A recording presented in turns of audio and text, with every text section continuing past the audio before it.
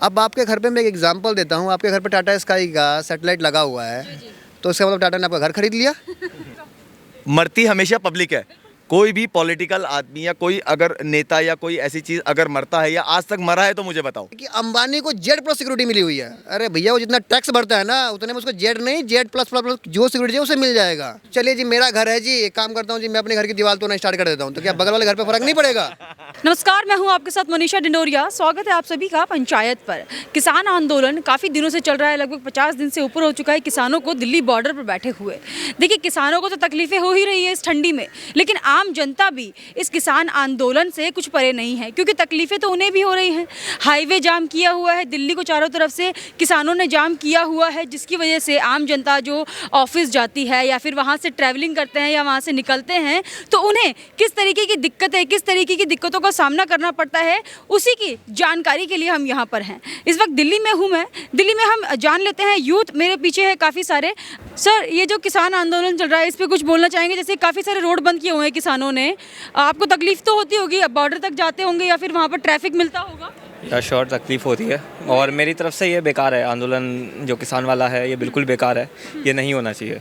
किसान आंदोलन नहीं होना चाहिए, ठीक है। तो कहा जा रहा है कि मोदी सरकार जो है तानाशाही हो रही है क्योंकि किसान ठंडी में भी बैठे हुए हैं। नहीं नहीं, ऐसा कुछ भी नहीं है। नहीं नहीं है, वो चीज़ हो रही है, किसान कर रहे हैं, लेकिन जो मोदी ने जो फैसला लिया है वो परफेक्ट है, एकदम बिल्कुल परफेक्ट है। क्योंकि आप यूपी के किसानों को देख लो, वो लोग नहीं कर रहे, लेकिन ये पंजाब से जो आ रहे हैं वो लोग कर रहे हैं। चलिए, यहाँ पर देखिए, मैं एक व्यक्ति से मिली हूँ, काफ़ी इंटरेस्टिंग है। पहले तो अपना नाम बताइए। राहुल शर्मा नाम है मेरा। राहुल जी, आप अभी कुछ बता रहे थे मुझे, जैसे कि अभी किसान आंदोलन चल रहा है, मैं आपसे सवाल ही कर लेती हूँ। किसान बैठे हुए हैं काफ़ी सारे बॉर्डर पे, जाम किया हुआ है सब तरफ, दिल्ली चारों तरफ से बंद है, क्या कहेंगे? आपको तकलीफ तो होती ही होगी जब जाते होंगे उधर। मैम, तकलीफ़ तो हर तरह से ही होता है, लेकिन इसमें दो तीन चीज़ें होती हैं। आप किसी एक को बनाने के चक्कर में आप दूसरे को नहीं बिगाड़ सकते हैं। जो मान लीजिए वहाँ पे जो दुकानदार वहाँ पे बैठे हुए हैं, उनका भी तो टैक्स, किराया, वो तो किसी ने नहीं रोका अभी तक। तो आप अपने चक्कर में किसी दूसरे का नुकसान आप कैसे कर सकते हैं? इनडायरेक्टली आप ये कहना चाह रहे हैं कि हम जी सरकार, हम पैरेलल एक सरकार चलाएंगे, जैसे कि अपना ये यहाँ पे हुआ था, ये म्यांमार में जो बौद्ध भिक्षुओं ने, जब इन्होंने जो ये रोगनिया मुसलमानों को जो भगाया, कारण क्या था उनका? उन्होंने एक पैरेलल गवर्नमेंट खड़ी कर दी थी कि हम ये नहीं करने देंगे, हम वो नहीं करने देंगे। तो इनडायरेक्टली किसान हो, अच्छी बात है, आप अन्य दाता हो हमारे, लेकिन हम भी टैक्स पेयर हैं। एज ए मैं एक बिजनेसमैन हूँ। चलिए जी, ठीक है जी, आप हमें रोटी खिलाते हो, मान लिया मैंने आपकी बात, आप हमें रोटी, लेकिन सर जो आपको सब सब्सिडी मिलती है वो मेरे पैसों से मिलती है, आपको सरकार अपनी जेब से नहीं देती है पैसा। तो हमारा ही खा के आप हमारे साथ गद्दारी कर रहे हो। तो हटी हो रहे हैं किसान बहुत। यार, किसान हट, मुझे देखिए उससे कोई तकलीफ नहीं, उनका अपना मुद्दा है। कल को हम खड़े हो जाते हैं जी, हमारा बिजनेस का नुकसान हो रहा है, हम टैक्स नहीं भर रहे हैं। ऐसे तो कई लोग हैं जो खड़े हो जाएंगे। मैं ही बोलता हूँ कि मैं एक बिजनेसमैन हूँ जी, मैं टैक्स नहीं भरूंगा जी, मेरा नुकसान हो रहा है जी। तो अब क्या सरकार मेरे को क्या छोड़ देगी? सरकार तो मेरे को नोटिस भेज देगी ना, भैया जी 1 तारीख को ही नोटिस आ जाता है कि सर आपका, सॉरी 20 तारीख को ही नोटिस, अब 20 तारीख को आ जाता है कि भैया अपना टैक्स फाइल कीजिए, अपना टैक्स फाइल कीजिए। अभी तक नहीं किया तो टैक्स आप फाइल कीजिए, नहीं तो हम आपके ऊपर लीगल एक्शन लेंगे। अब इस जगह पे हम कहाँ से दें? बिजनेस तो चल नहीं रहा, आपने तो रोक रखा है, तो बताइए हम लोग क्या करें? तो आप कह रहे हैं जो किसान आंदोलन चल रहा है ये बिल्कुल बेतुकी बात हो रही है, क्योंकि आम जनता को इससे। मैं किसान आंदोलन के लिए मैं कुछ नहीं बोल सकता कि वो क्या कर रहे हैं, लेकिन ये चीज़ है कि आप गलत चीज़ में, एक चीज़ के चक्कर में आप दूसरे को ख़राब नहीं कर सकते। हम लोग टैक्स भर रहे हैं, हमारा सब कुछ है, हमारा बिजनेस भी तो ख़राब हो रहा है। तो ये कह रहे हैं कि आम जनता को दिक्कत हो रही है, तो किसान जो है आम जनता की नहीं सोच रहा है, सिर्फ अपनी सोच रहा है। देखिए मेरी बात सुनिए, किसान आम जनता की सोच रहा है या गवर्नमेंट आम जनता की नहीं सोच रही है। अगर कोई चीज़ आपने बनाई है, कोई कानून आपने बनाया है, उससे अगर किसान परेशान हो रहा है, तो गवर्नमेंट ने ही अगर कानून बनाया है तो उस कानून को आप रिफंड अपना वापस भी ले सकते हैं कि सर अगर इस कानून से किसानों को दिक्कत हो रही है, या किसान, भाई सीधी सीधी बात है, अनाज अगर गवर्नमेंट नहीं खरीदेगी और किसान को बेचने नहीं देगी तो वो जाएगा कहाँ? खराब होगा। लेकिन सरकार ने तो मना ही नहीं किया अनाज खरीदने से। सरकार ने मना नहीं किया तो खरीदा भी तो नहीं, फिर किसान क्यों धरना दे रहे हैं? एक सीधी सीधी बात है, अगर किसान, सरकार ने मना नहीं किया है तो किसान धरना क्यों दे रहे हैं? सरकार कह रही है हम लगातार खरीद रहे हैं अनाज। पॉसिबल ही नहीं है। 99% अनाज सड़ जाता है। मैं खुद बता रहा हूँ, मेरा खुद लैंड यूज़ का काम है। पंजाब हो गया, हरियाणा हो गया, राजस्थान हो गया, आज आप किसी बंदे से मिलोगे, किसी किसान से मिलोगे तो वो ये बोलेगा कि सर मेरा अनाज ये पड़ा हुआ, आप देख लो। आप लाइव हमेशा ये ध्यान रखो, प्रैक्टिकल को देखो कि प्रैक्टिकल लाइफ क्या कह रही है। प्रैक्टिकल लाइफ अगर ये कह रही है कि अनाज पड़ा हुआ है और अनाज अगर सड़ रहा है तो बिका कहाँ? ऑब्वियसली वो नहीं बिका है। तो यानी कि सरकार तानाशाही हो रही है, सरकार को मान जाना आपको एक इसमें मैं आपको एक पॉइंट बताता हूँ। सरकार ने भी जो 2 रूल लागू किया हुआ है, उन्होंने किया हुआ है कि हम तो मंडी को बंद नहीं कर रहे, और दूसरा हम कॉर्पोरेट घराने को हम लेकर आ रहे हैं जी। अब आपके घर पे मैं एक एग्जांपल देता हूँ, आपके घर पे टाटा स्काई का सैटेलाइट लगा हुआ है, तो उसका मतलब टाटा ने आपका घर खरीद लिया। घर खरीद लिया ना।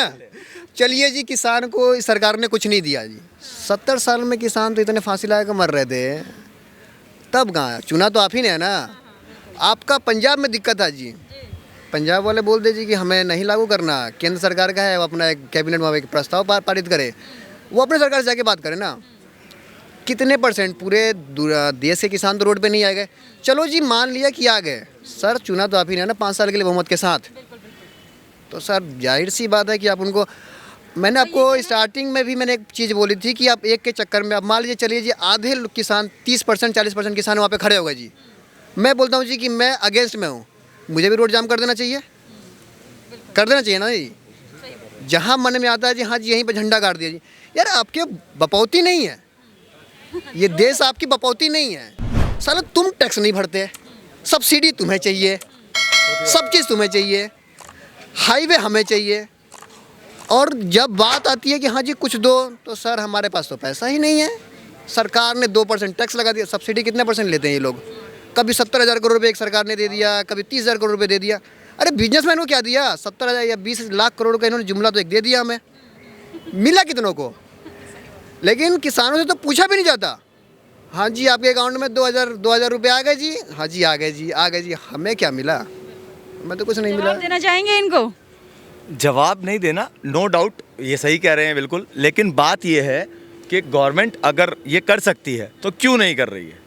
सीधी सीधी बात ये है कि अगर वो चाहे कि 1-2 उन्होंने बिल, आई थिंक दो उनकी मान्यता मान ली है। मैं आपकी बात यहाँ पर काट कर बताना चाहूँगी। सरकार का ये कहना है कि सिर्फ एक राज्य के लिए ये बिल नहीं लाए गए हैं, पूरे देश के लिए लाए, और देश में ऐसे किसान हैं जो इसका समर्थन भी कर रहे हैं। अब अगर हटा देते हैं, इनकी मान लेते हैं, तो उनका फिर बुरा हो जाएगा ना। जो लोग समर्थन करें फिर वो धरने पर बैठ जाएंगे, फिर तो रोड खाली ही नहीं होंगे। अच्छा मैम एक बात बताइए, धरने पे बैठने से नुकसान किसका? आम जनता का। मरती हमेशा पब्लिक है। कोई भी पॉलिटिकल आदमी या कोई अगर नेता या कोई ऐसी चीज़ अगर मरता है या आज तक मरा है तो मुझे बताओ, कोई एक प्रैक्टिकल उठाओ। ये कहना चाहते हो कि किसानों पे गोली चलवा दी जाए? नहीं, कहने का मतलब तो यही हुआ ना। अब भैया वो आरती तो कर रहे हो आप लोग, इतने देर से तो हटे नहीं। शाहीन बाग वाले तो आज तक हटे नहीं। नहीं हट गए ना। कहाँ हटे? कोरोना आया तो एक महिला बोल रही है जी कि हमें जबरदस्ती हटाया जा रहा है जी। नहीं, बात वही आती है ना कि अगर किसान नहीं हट रहे हैं, वजह क्या है? वजह बता दो, या तो सरकार बात करके बता दे। कह रहे हैं कि सरकार को मान जाना चाहिए, सरकार उनको उठाना चाहिए। एज फॉर लीगल, अगर वो किसानों के हित में है, भाई सरकार का काम है। लेकिन उन किसानों को क्या जो समर्थन कर रहे हैं, फिर तो वो भी बैठ जाएंगे ना धरने पर। तो मैडम यही तो सवाल आ रहा है कि इसके दो पहलू क्यों हैं? एक किसान सपोर्ट कर रहा है, एक किसान धरने पे बैठा हुआ है, तो उसके 2 पहलू क्यों हैं? क्या वजह है? हमेशा ही होता है। ये आप कहीं किसी भी धरने पे जाट आरक्षण होता है। जाट, अब आपने देखा होगा कभी कभी सोशल मीडिया के ऊपर एक लॉग आता है कि एक जाट ने लट के जोर पर आरक्षण ले लिया। आप जानते हैं सिक्के के हमेशा 2 पहलू होते ही है। आप अपनी बात में खुद ही घूम गए मैं हैं। नहीं घुमा हूं, मैं तो एक एग्जांपल दे रहा हूं कि भाई ये जो चीज़ें हो रही हैं, ये जो चीज़ें इंडिया के अंदर होती हैं, क्यों होती हैं? वजह क्या है? इंडिया में नहीं, ये हर देश का है। नहीं होता मैडम। इंडिया डेमोक्रेसी कंट्री अगर आप दे रहे हो तो ये डेमोक्रेसी रही कहाँ? आज हम गांधी जी को बड़ा मिस कर रहे हैं, जो अमेरिका में जो हुआ था।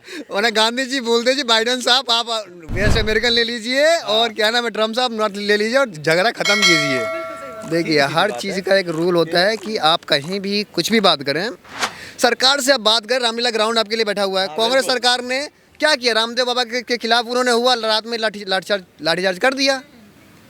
तो आपका कोई लीगल राइट नहीं बनता, चाहे आप हो चाहे मैं हूँ। चलिए जी मेरा घर है जी, एक काम करता हूँ जी, मैं अपने घर की दीवार तोड़ना स्टार्ट कर देता हूँ, तो क्या बगल वाले घर पे फर्क नहीं पड़ेगा? आप अपने चक्कर में दूसरे का तो बिजनेस खराब कर रहे हो। हाँ ये बात सही है, ये राइट है, नो डाउट। मान गए, देखिए इन्होंने कन्विंस कर लिया। हाँ नो डाउट, बात बिल्कुल जायज़ है। भाई हम लोग बिजनेसमैन हैं, हम लोग टैक्स पे करते हैं, आप उनको उससे ही चल रहे हो। आप अगर अन्नदाता हो, अगर आप, तो क्या आपको सब्सिडी, हकीकत बात है कि सब्सिडी नहीं मिल रही है, किसने कहा नहीं मिल रही है? आप एक्सेप्ट भी करते हैं कि हमें मिल रही है और आप ले भी रहे हैं। और ये भी कहते हैं कि हमें फ्री का नहीं चाहिए, हम तो अपना अनाज बेच के ही लेंगे। ये इम्पॉसिबल वाली बात है कि आप। और मेरे को बताइए, ये लोग बोलते हैं जी अडानी अमीर हो गया, अंबानी अमीर हो गया जी, इसको ये बेच दिया, उसको ये बेच दिया। सर जब इलियन मास्क नंबर 1 अगर देश का, अगर बिल्कुल। अगर यहाँ से अंबानी और अडानी और टाटा और गोदरेज अगर हट जाए तो आपको रोटी खाने के लिए आपको जो नहीं सब्सिडी जो मिल रहा है ना, जो नौकरी मिली हुई है, और गाली आप खाते भी उसी की और गाली उसी को देते हो।